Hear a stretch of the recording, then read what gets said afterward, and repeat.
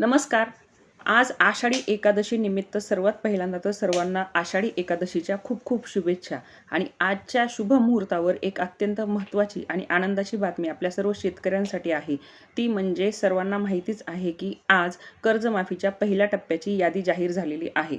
आता याच्यामध्ये बऱ्याच शेतकऱ्यांमध्ये ज्यांच्या कर्जमाफीमध्ये नाव आलेलं आहे अशा शेतकऱ्यांना रक्कम कुणाकुणाला कमी जास्त आलेली आहे किंवा कुणाकुणाची KYC नसल्यामुळे कुणाचं आलेलं नाही आहे का, कोणी पात्र ठरलेत, कोणी अपात्र ठरलेत, किंवा कोणत्या शेतकऱ्यांना रक्कम 2 बँकांमधून जर कर्ज घेतलेलं असेल तर ती रक्कम आत्ता पूर्ण येईल का, किंवा येईल की नाही दोन्ही बँकांचं कर्ज एकाच बँकेचं येईल का, असे बरेचसे प्रश्न पडलेले आहेत. त्याच सर्व प्रश्नांचं निरासन करण्यासाठी उत्तरासाठी आपण हा व्हिडिओ बनवत आहोत. तर याच्यामध्ये आता शेतकऱ्यांना पडलेले काही कॉमन प्रश्न जे आहेत त्याच्यावर आपण थोडंसं बोलूयात.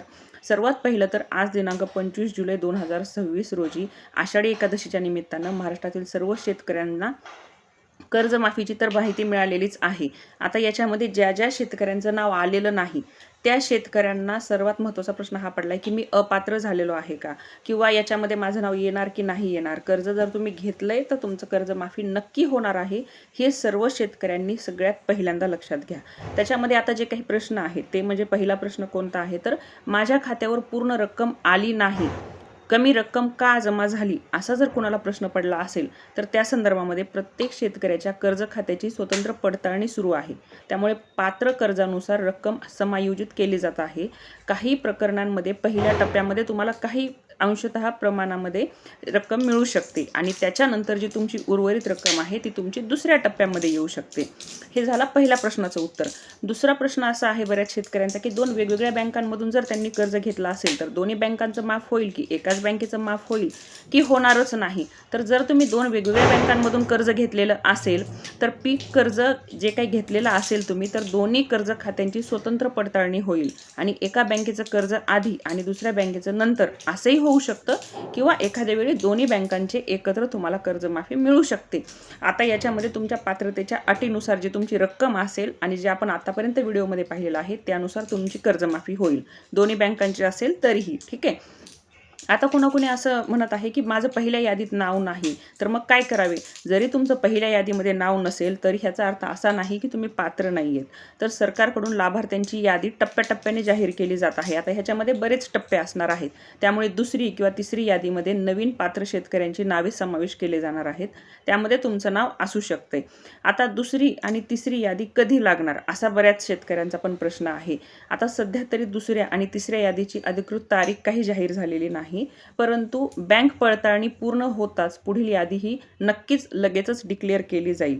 आता जिल्हानिहाय आपण काही शेतकऱ्यांची संख्या पाहूयात की कोणत्या जिल्ह्यामध्ये किती शेतकरी या यादीसाठी पात्र आहेत. सर्वात पहिलं महत्त्वाचं आहे ते म्हणजे सोलापूर जिल्हा, ज्याच्यामध्ये 7,694 शेतकरी पात्र आहेत. सांगलीमध्ये 56,962 शेतकरी पात्र आहेत. अकोल्यामध्ये 30,709 शेतकरी पात्र आहेत. वाशिममध्ये 19,224 शेतकरी पात्र आहेत. पुणे जिल्ह्यामध्ये एकूण 61,900 शेतकरी पात्र आहेत. जालना जिल्ह्यामध्ये 62,500 शेतकरी पात्र आहेत. छत्रपती संभाजीनगर येथे 64,865 शेतकरी पात्र आहेत. गडचिरोलीमध्ये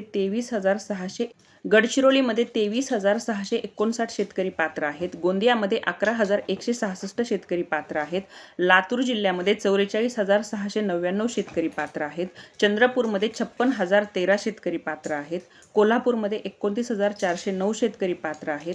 या व्यतिरिक्त अजून इतर जिल्ह्यांमधील देखील लाभार्थ्यांची टप्प्याटप्प्याने यादी जाहीर होणार आहे. आता याच्यामध्ये सर्वात महत्त्वाचा प्रश्न हा आहे की जर तुमच्या बँकेची कर्जमाफीसाठी KYC कशी करायची असा बऱ्याच शेतकऱ्यांना प्रश्न पडला असेल. जर तुमच्या बँकेने KYC करण्यासाठी सांगितले असेल तर संबंधित बँकेच्या शाखेत जाऊन तुम्ही KYCचा फॉर्म भरू शकता. तुम्हाला त्यासाठी लागणारे आवश्यक कागदपत्र कोणते आहेत तर आधार कार्ड आहे, बँक पासबुक आहे, 7/12चा उतारा आहे, 8अ उतारा आहे, कर्ज खाते क्रमांक किंवा कर्ज पासबुक, त्याच्यासोबतच मोबाईल नंबर आणि 2 पासपोर्ट साईजचे फोटो. पॅन कार्ड जर पासपोर्ट साईजचे फोटोज तसेच पॅन कार्ड जर तुमच्याकडे असेल तर तुम्ही घेऊन जा आणि ही KYC पूर्ण झाल्यानंतर तुमची माहिती बँकेच्या प्रणालीमध्ये अपडेट केली जाते. त्यामुळे कागदपत्रांमध्ये कोणत्याही त्रुटी असल्यास त्या तात्काळ तुम्ही दुरुस्त करून घेणे हे आवश्यक आहे. आता यामध्ये कर्जमाफीची जेवढी काही यादी जाहीर झालेली आहे आणि जी होणार आहे त्या संदर्भातले मला वाटते सगळ्या प्रश्नांची आपण थोडक्यात उत्तरं पाहिलेली आहेत. तरीही जर कुणाला अजून काही अडचणी येत असतील आणि प्रश्न पडत असतील तर तुम्ही कमेंटमध्ये नक्की विचारा. धन्यवाद.